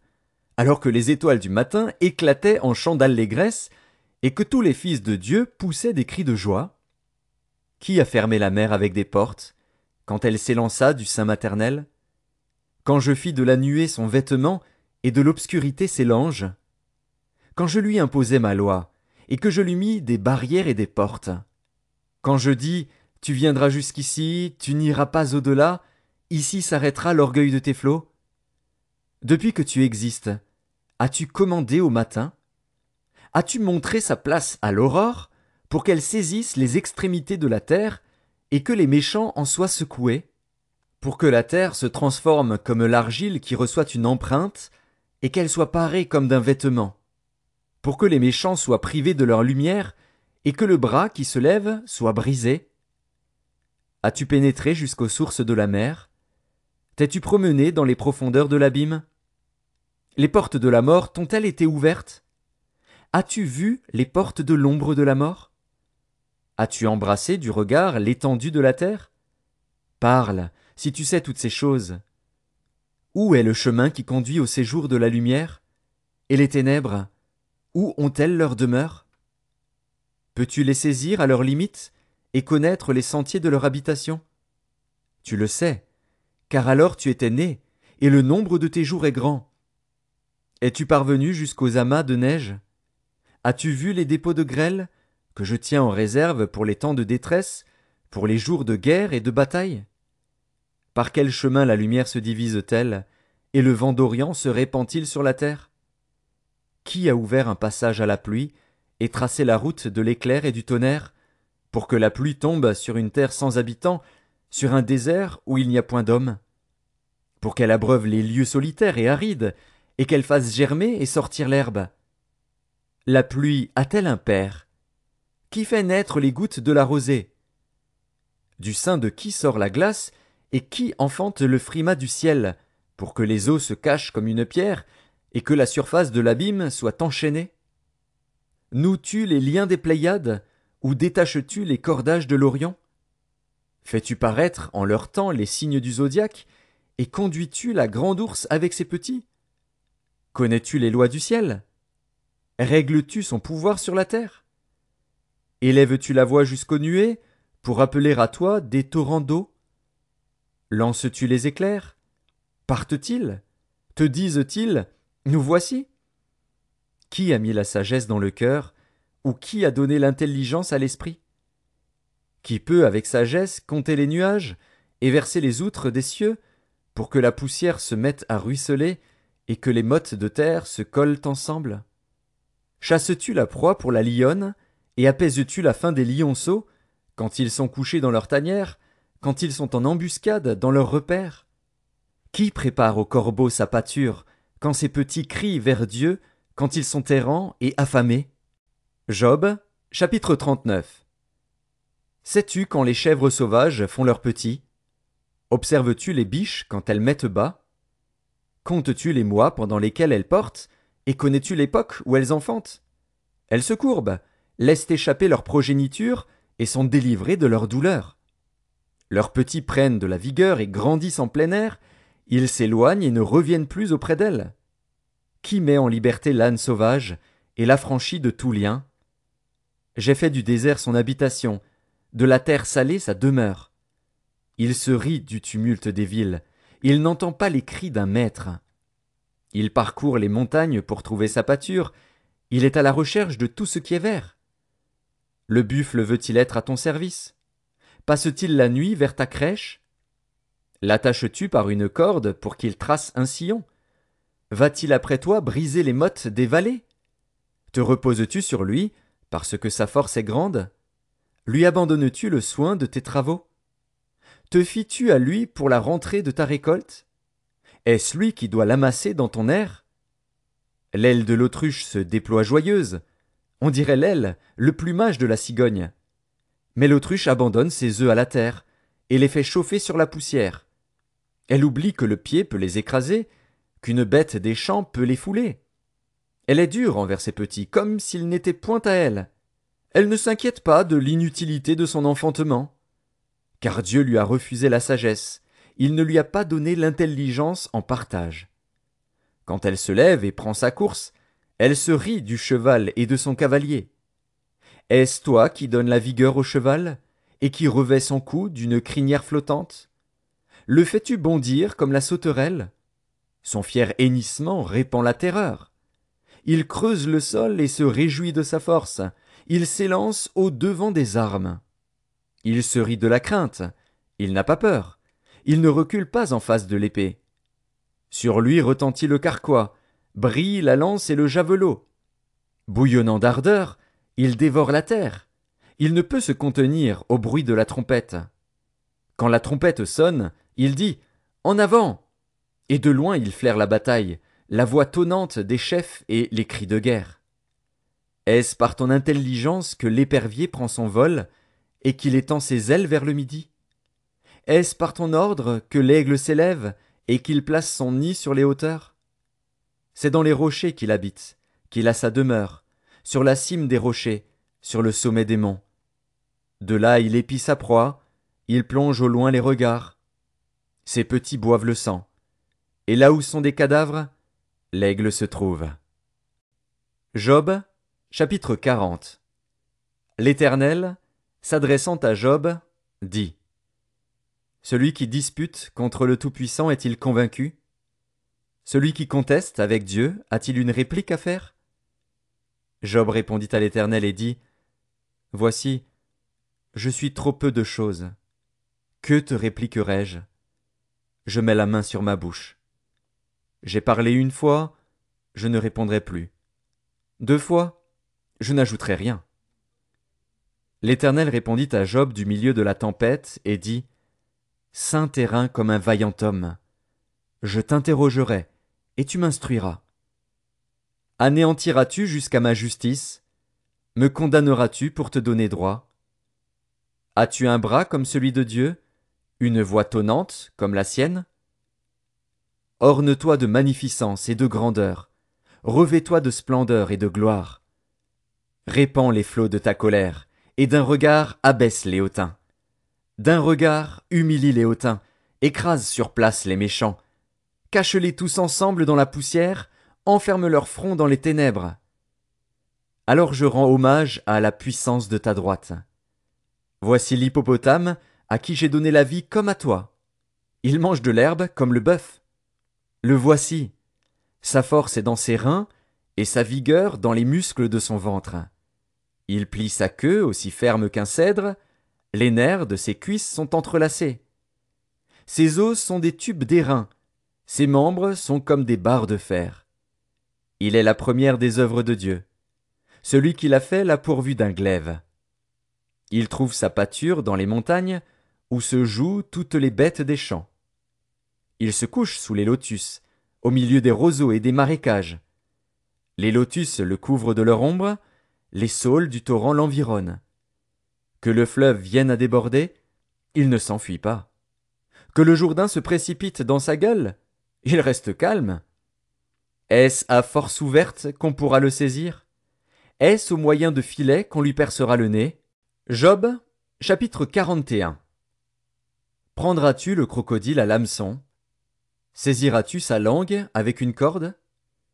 Mettras-tu un jonc dans ses narines? Lui perceras-tu la mâchoire avec un crochet? Te pressera-t-il de supplications? Te parlera-t-il d'une voix douce? Fera-t-il une alliance avec toi pour devenir à toujours ton esclave? Joueras-tu avec lui comme avec un oiseau? L'attacheras-tu pour amuser tes jeunes filles? Les pêcheurs en trafiquent-ils? Le partagent-ils entre les marchands? Couvriras-tu sa peau de dard et sa tête de harpon? Dresse ta main contre lui, et tu ne t'aviseras plus de l'attaquer. Voici, on est trompé dans son attente. À son seul aspect, n'est-on pas terrassé? Nul n'est assez hardi pour l'exciter. Qui donc me résisterait en face? De qui suis-je le débiteur? Je le payerai. Sous le ciel, tout m'appartient. Je veux encore parler de ses membres, et de sa force, et de la beauté de sa structure. Qui soulèvera son vêtement? Qui pénétrera entre ses mâchoires? Qui ouvrira les portes de sa gueule? Autour de ses dents habite la terreur. Ses magnifiques et puissants boucliers sont unis ensemble comme par un sceau. Ils se serrent l'un contre l'autre, et l'air ne passerait pas entre eux. Ce sont des frères qui s'embrassent, se saisissent, demeurent inséparables. Ses éternuements font briller la lumière. Ses yeux sont comme les paupières de l'aurore. Des flammes jaillissent de sa bouche, des étincelles de feu s'en échappent. Une fumée sort de ses narines, comme d'un vase qui bout, d'une chaudière ardente. Son souffle allume les charbons, sa gueule lance la flamme. La force a son cou pour demeure, et l'effroi bondit au devant de lui. Ses parties charnues tiennent ensemble, fondues sur lui, inébranlables. Son cœur est dur comme la pierre, dur comme la meule inférieure. Quand il se lève, Les plus vaillants ont peur, et l'épouvante les fait fuir. C'est en vain qu'on l'attaque avec l'épée. La lance, le javelot, la cuirasse ne servent à rien. Il regarde le fer comme de la paille, l'airain comme du bois pourri. La flèche ne le met pas en fuite. Les pierres de la fronde sont pour lui du chaume. Il ne voit dans la massue qu'un brin de paille. Il rit au sifflement des dards. Sous son ventre sont des pointes aiguës. On dirait une herse qui l'étend sur le limon. Il fait bouillir le fond de la mer comme une chaudière. Il l'agite comme un vase rempli de parfums. Il laisse après lui un sentier lumineux. L'abîme prend la chevelure d'un vieillard. Sur la terre, nul n'est son maître. Il a été créé pour ne rien craindre. Il regarde avec dédain tout ce qui est élevé. Il est le roi des plus fiers animaux. Job, chapitre 42. Job répondit à l'Éternel et dit: Je reconnais que tu peux tout, et que rien ne s'oppose à tes pensées. Quel est celui qui a la folie d'obscurcir mes desseins? Oui, j'ai parlé, sans les comprendre, de merveilles qui me dépassent et que je ne conçois pas. Écoute-moi, et je parlerai. Je t'interrogerai, et tu m'instruiras. Mon oreille avait entendu parler de toi. Mais maintenant, mon œil t'a vu. C'est pourquoi je me condamne, et je me repens sur la poussière et sur la cendre. Après que l'Éternel eut adressé ces paroles à Job, il dit à Éliphaz de Théman: Ma colère est enflammée contre toi et contre tes deux amis, parce que vous n'avez pas parlé de moi avec droiture comme l'a fait mon serviteur Job. Prenez maintenant 7 taureaux et 7 béliers, allez auprès de mon serviteur Job, et offrez pour vous un holocauste. Job, mon serviteur, priera pour vous, et c'est par égard pour lui seul que je ne vous traiterai pas selon votre folie, car vous n'avez pas parlé de moi avec droiture, comme l'a fait mon serviteur Job. Éliphaz de Théman, Bildad de Shuar, et Tsophar de Nahama allèrent et firent comme l'Éternel leur avait dit. Et l'Éternel eut égard à la prière de Job. L'Éternel rétablit Job dans son premier état, quand Job eut prié pour ses amis, et l'Éternel lui accorda le double de tout ce qu'il avait possédé. Les frères, les sœurs et les anciens amis de Job vinrent tous le visiter, et ils mangèrent avec lui dans sa maison. Ils le plaignirent et le consolèrent de tous les malheurs que l'Éternel avait fait venir sur lui, et chacun lui donna un késita et un anneau d'or. Pendant ces dernières années, Job reçut de l'Éternel plus de bénédictions qu'il n'en avait reçues dans les premières. Il posséda 14 000 brebis, 6 000 chameaux, 1 000 paires de bœufs et 1 000 ânesses. Il eut 7 fils et 3 filles.